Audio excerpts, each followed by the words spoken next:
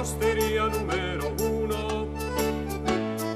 In casino non c'è nessuno, ci sono solo preti e frati che si curano, beati da che la ben biondina, da che la ben bionda. E l'osteria di Breda non è un'osteria se e il ritrovo di tutti i buoni, ma che su è quello che arriva col trattore, sporco delle ame su a tutta e là e saria e pie.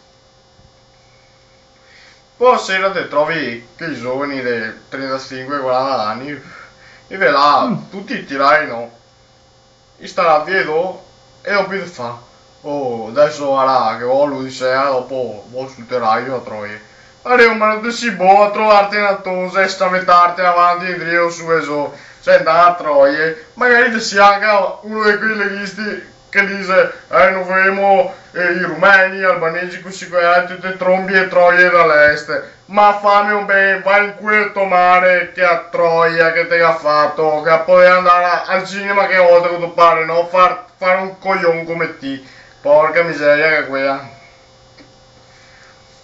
Ah, Dio santo. Ma tu qualcosa da domandarmi, boccia? Ah, tu ancora il problema, quello là in bagno? Là, no, no, risolto, no, più mosche in bagno. Ma tu fatto? Cago, i 6-8 sono ormai questo. Boh, dai, meglio. C'ha le mosche in piena, saluto. Vabbè, dai, dopo te concimi i campi, dai. Sì, concimi i campi. E ricordavi usati che non si mangia solo, cioè i contadini non mangiano solo same soppresse e costosine, perché sennò è figa così. I beve il do ombre del vino rosso che fa bene al sangue e non stai a ascoltare quelli dell'ospedale che dice il sangue di qua, il sangue là, il vino tedesco, il fegato, il cervello, non è vero niente, non stai in dar massa sui superalcolici, questa è una previsione che vuole a me.